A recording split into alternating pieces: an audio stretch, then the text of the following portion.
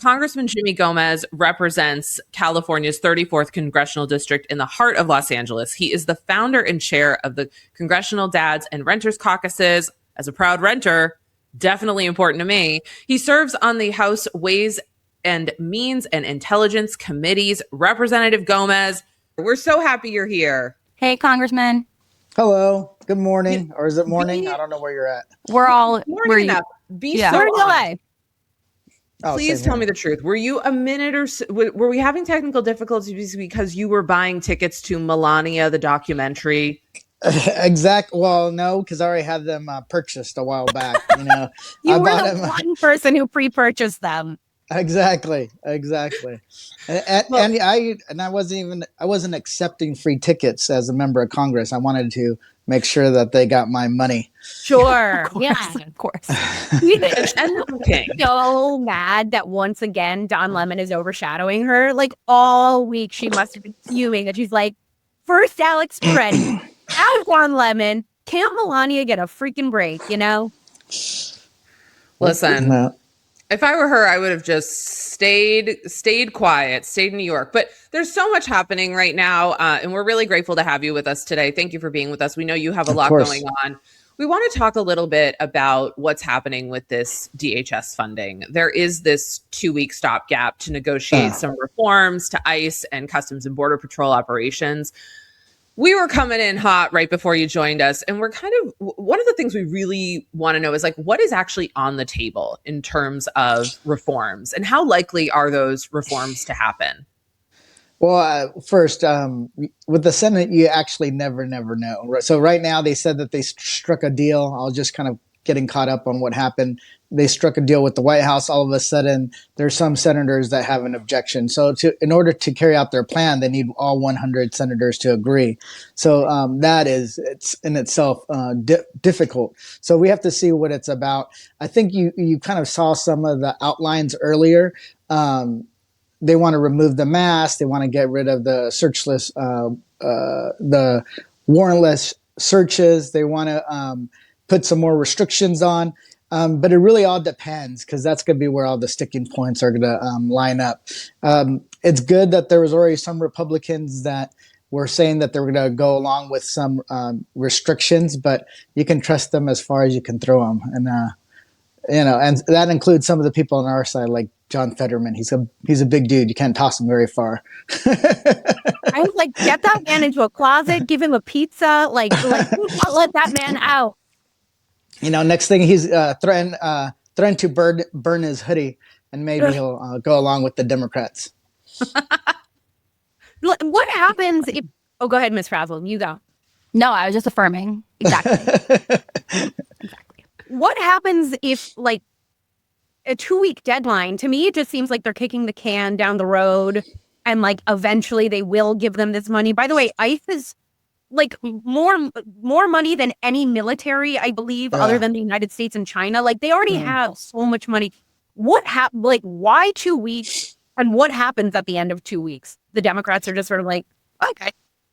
Well, there's actually 4 parties in the Congress, in the U.S. Congress. There's the House Republicans, House Democrats, Senate Republicans, and Senate Democrats, and those parties don't always see eye to eye. So people always try to think it's just one party that they all meet. No, I barely see any of the senators. They barely see any of us.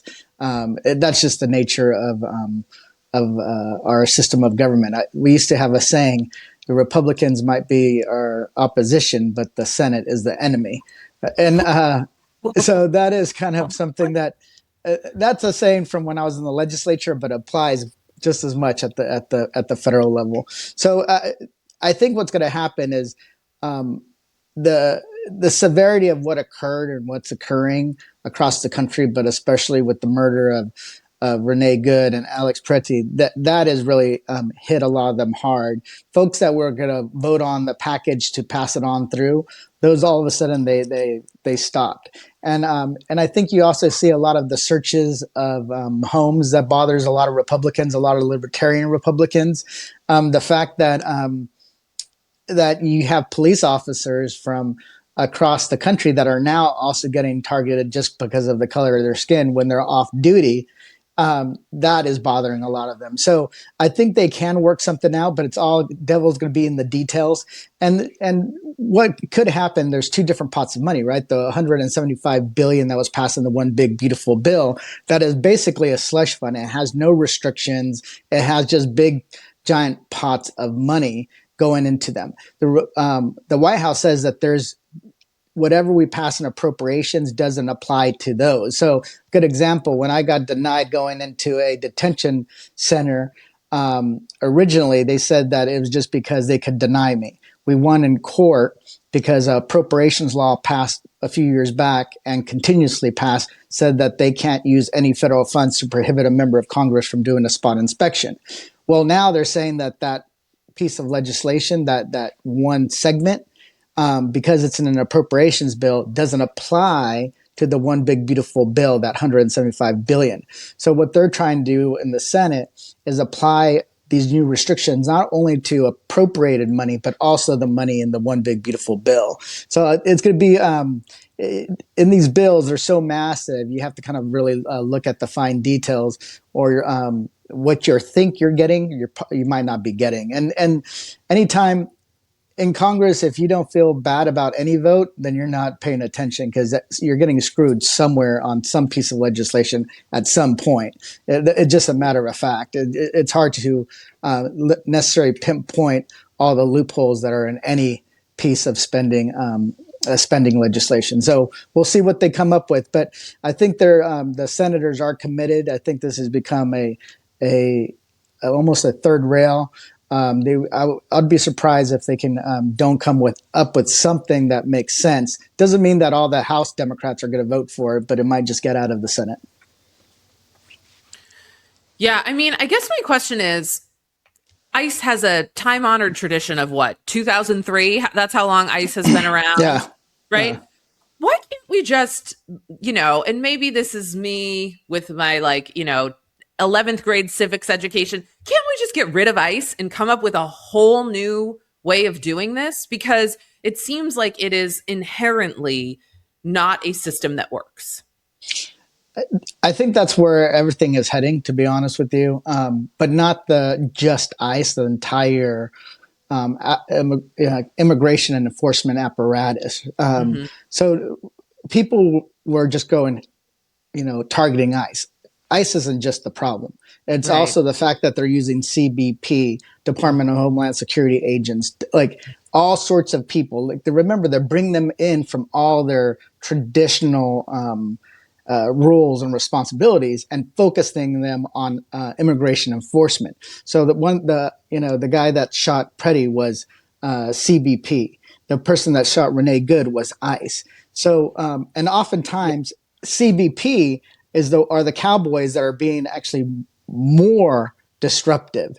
They're the ones that are being more violent. They're the ones that are actually doing a lot of the damage. So in my opinion, in order to get a handle on this, you have to target the money. First, get rid of that $175 billion, and then go after the policies and the legislation that allow for this kind of behavior. So, but eventually, I think you're going to have to get rid of ICE, and then you're going to have to redo CBP.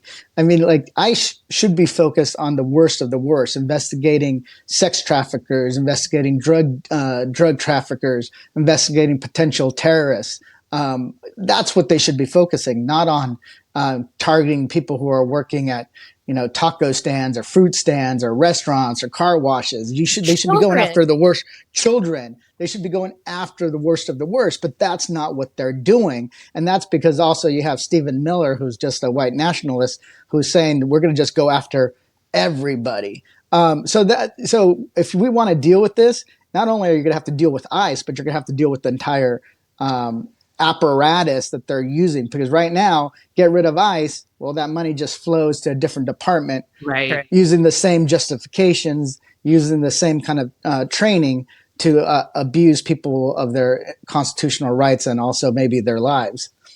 Yeah. The word Homeland Security freaks me out. It's just so un-American, Department of Land Security. I want to move on to the midterms because I have questions for you about the FBI raid in Georgia this week. The FBI raided Fulton County, Georgia elections operations center. They took voter rolls. They took all sorts of data, and it's part of this like continued. The 2020 election was stolen, and then on top of it,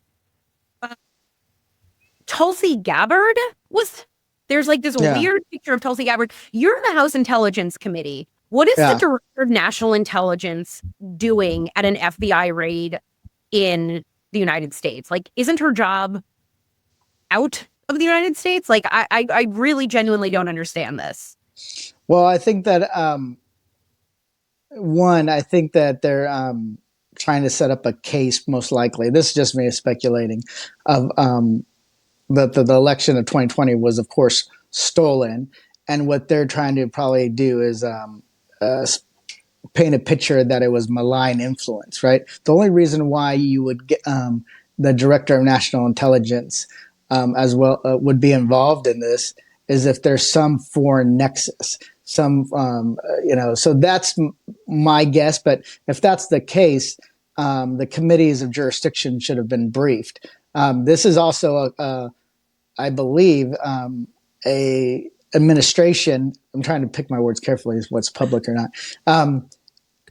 This is an administration that doesn't believe in foreign malign influence in our federal elections or in our elections, period. It's something that they're not prioritizing. You can tell by their national security document. So it's that is a concern. So they're trying to say that there is some foreign influence in the 2020. That's why Trump lost. That's why Biden won. It's still there's so many different answers. I think Mark Warner, who's the chair of the Senate Intelligence Committee, mentioned the same thing. It just doesn't make sense. If it was a domestically fraudulent election, the intelligence community wouldn't be involved except through the FBI domestic intelligence, not foreign intelligence.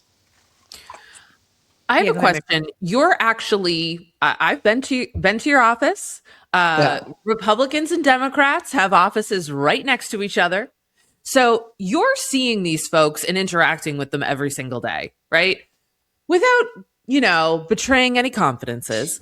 What is the tone of Republicans right now? Like, are they worried for their seats? Are they thinking like it's gone too far? Do they think like, you know what, Trump actually is a madman, Stephen Miller actually is a Nazi? Or are they really that bought into this? I think they're that scared. I think they don't want to get out of line because they know that Donald Trump will just go after him. I mean, think about it. MAGA Barbie, MTG, was like the most committed. Remember, she started off as QAnon, pushing all these fucking conspiracy theory just out there. And then, but committed to Donald Trump. All of a sudden, she's on the outs with Donald Trump. And instead of like facing a primary challenge, what does she do? She's like, I'm out. She could have won, but she would have spent all her $10 million cash on hand.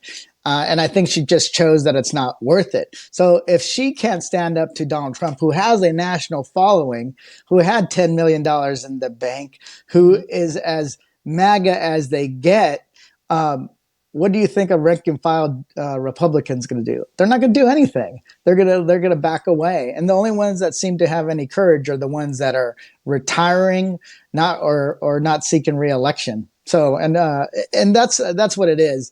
I try to, even on traditional orthodoxy, remember Chip Roy, David Schweikert, they're all fucking deficit hawks. They're all talking about the debt over and over and over again. But what did they do when it came to one big beautiful bill that blew up the debt? Eyes. They're a bunch of little bitches. That's what they are, because they can't even they can't live. They don't live up to their own values. Yeah. Right. Like hell yeah. It's like who else keeps moving for them? They're like, what? Oh, I mean, yeah, actually, it's like every time, Yeah. In ways and means, we had a hearing. I said, when are you guys going to act like Republicans? Like, he goes against free trade. He goes against, deficit spending. He goes against all the, federal government. The federal government bought a stake in Intel. And the Republicans threw a Yeah. fit when the federal government bailed out all the banks. Remember, that was the loans. Remember, in TARP, they threw a fit. They were like, they weren't going to vote along with it. But now they can buy stakes in Intel and all these, like, they're not Republicans. They're, as I call them, Trumpistas. They just do whatever Trump wants when he wants. That's it. Like, All as long as Trump, don't tread on me Republicans are suddenly like, yeah, tread right on my face. Tread on me, daddy. They're really, like, you know, with all these, with ICE, I'm like, wasn't your whole thing like because right to bear arms so that a tyrannical government can't come into your home and city, and now all of a sudden searchless warrants, you're not allowed to carry a gun to a protest? Like, it's crazy to me. It's crazy. Yeah. So the Republicans, even when you bring it up to them, they don't really even want to talk about it because they should, you know, because they're probably ashamed of themselves. And some of them are, right? Right? Well, Representative Gomez, we're grateful to have you here. Thank you so much for jumping on and sharing. Whether you make it to the Melania talk or not this weekend, we hope you have a great weekend. And thank you. And hope you come back soon. You guys should have a watch party and then just do the commentary as you're watching it. I'm not sure if you remember those.